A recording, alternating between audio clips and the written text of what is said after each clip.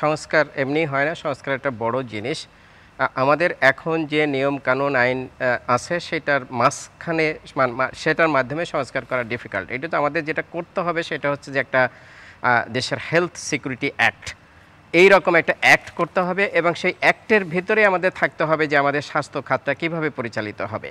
তাহলে সেই জায়গায় আমি যদি প্রথমে আসি তাহলে হচ্ছে যে আমরা জনগণের স্বাস্থ্য নিশ্চিত করব এবং সেটা অ্যাফোর্ডেবল কস্টে এবং সেটা যেন কোনো ধরনের বৈষম্য না থাকে, সেই জায়গাটায় যদি আমরা হাত দিই তাহলে আমাদের যে প্রথমে যেটা আছে আমাদের স্বাস্থ্য খাতে সেটা হলো যে এমনি রিসোর্স কম আমরা যেটা জানি, এবং সেই রিসোর্সটা আমরা ব্যবহারও করতে পারছি না ভালোভাবে এবং সেখানে যথেষ্ট ডুপ্লিকেশন আছে। তার মানে আমাদের হেলথ, ফ্যামিলি প্ল্যানিং, এই যে নিউট্রিশন, এইটা বিভিন্ন সংস্থার দ্বারা পরিচালিত হচ্ছে।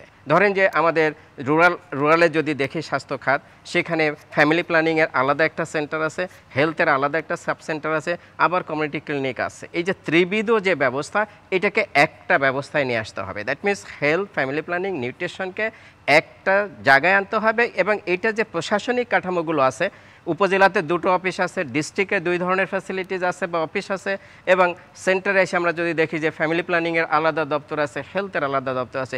মিনিস্ট্রিতেও যেটা দেখেন সেটারও 2 ভাগে ভাগ হয়ে গেছে, health, medical education, family planning, আবার এদিকে হেলথ সার্ভিস ডিভিশন, 2টো ভাগ হয়ে গেছে। এই যে সব জায়গায় আমাদের যেটা করতে হবে সেটা হচ্ছে যে এই যে ইউনিফর্মিটি, ইউনিফাইড বা ইন্টিগ্রেটেড, এই জিনিসটা প্রথমে করতে হবে। দ্বিতীয় যেটা সেটা হচ্ছে যে আমাদের ধরেন যে হেলথ হিউম্যান রিসোর্স, যেটা স্যারের এরিয়া, যে হেলথ হিউম্যান রিসোর্সের যে অবস্থা সেটা কিন্তু আসলে স্বাস্থ্য দেওয়ার মতো তারা উপযোগিতায় নাই। আমাদের গত 15-20 বছর ধরে, আমি বলবো যে প্রায় 25 বছর ধরে স্বাস্থ্য খাতে যে হেলথ হিউম্যান রিসোর্স তৈরি হয়েছে, এটা আসলে ডাক্তার বা নার্স বা মেডিকেল এই প্রোভাইডার হিসেবে হয়নি। এটা ভালো ছেলেরা ভর্তি হয়েছে এখানে, কিন্তু আমাদের মেডিকেল কলেজে নানা রকমের সংকটের জন্য তারা কিন্তু সে ডাক্তার হয়ে উঠতে পারি নাই। তো আমি এখানে মনে করি যেটা আমাদের মিড এবং নিচের দিকে যে ডাক্তারগুলো আছে এবং নার্স বা অন্যান্য প্রোভাইডার আছে, এদের বেশিরভাগেরই হচ্ছে যে মেডিকেলের যে ট্রেনিং সেটা আমরা সেফ না। তাহলে এখানে এখনই যেটা করা দরকার সেটা হচ্ছে যে এখানে রাষ্ট্রের দায়িত্ব নিতে হবে, কারণ রাষ্ট্রই এদেরকে ডাক্তার হয়ে উঠতে দেয়নি। তাহলে এখানে এদেরকে এক ধরনের ট্রেনিংয়ের আওতায় নিয়ে আসতে হবে, 3, 6, 9 মাস অথবা 1 বছর দেশের ভিতরে বঙ্গবন্ধু মেডিকেল ইউনিভার্সিটি বা অন্য কোনো সংস্থাকে এই দায়িত্ব দেওয়া যেতে পারে যে তাদেরকে ট্রেনিংয়ের আওতায় আনতে হবে। এর সাথে আমি যেটা বলবো যে আমাদের বিএমডিসি, যেটা যে বিএমডিসি যে কোনো মেডিকেল কলেজ থেকে পাশ করলে সে একটা প্র্যাকটিসিং লাইসেন্স দিয়ে দেয়, কিন্তু পৃথিবীর অনেক দেশে, প্রায় অর্ধশতাধিক দেশে আছে যেটা, সেটা হলো যে লাইসেন্সিংয়ের জন্য পরীক্ষা দিতে হয়। পরীক্ষা দিয়ে পাশ করলে তারপরে সে প্র্যাকটিসিং লাইসেন্স পাবে এবং রিনিউয়ালের জন্য প্রতি 3 বছর পর পর তাকে করতে হয়। কিন্তু আমাদের এখানে দেখা যাচ্ছে যে না, আমি এমবিবিএস ডাক্তার পাশ করার সাথে সাথে আমি একটা লাইসেন্স পেয়ে যাচ্ছি, সো তার কোয়ালিটি দেখা হচ্ছে না। সো বিএমডিসিকে এখানে ঢেলে সাজিয়ে এই লাইসেন্সিং পরীক্ষা চালু করতে হবে।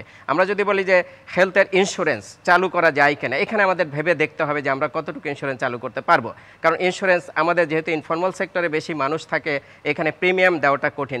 বাট আমরা অন্যভাবে করতে পারি, একটা সোশ্যাল ইন্স্যুরেন্স মেকানিজম করতে পারি। সেটা হলো আমাদের দেশে প্রায় 19.5 কোটি মোবাইল ফোন সাবস্ক্রাইবার আছে।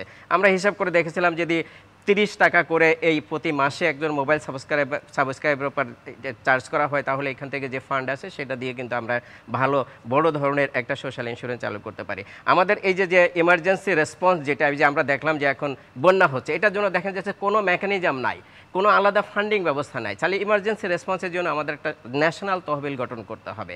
আমরা যদি দেখি যে আমাদের অ্যাক্সিডেন্ট এবং ক্রিটিক্যাল ইলনেস যেগুলো আছে, অ্যাক্সিডেন্টের রোগীগুলো রাস্তাঘাটে পড়ে থাকে, প্রাইভেট হসপিটাল দেখে না, সরকারি হসপিটালে ক্যাপাবিলিটি নাই, এখানে ঘুরতে ঘুরতে মারা যাচ্ছে। এবং আমি যখন অ্যাক্সিডেন্ট হচ্ছে তখন তো আমার পাশে তো স্বজন নাই যে সে টাকা দিবে বা ইত্যাদি ইত্যাদি করবে, তো আমি মারা যাচ্ছি। তো এই জন্য কিন্তু ক্রিটিক্যাল ইলনেস এবং এই যে অ্যাক্সিডেন্ট ইমার্জেন্সি যেগুলো আছে সেটার জন্য কিন্তু একটা তহবিল গঠন করা যেতে পারে।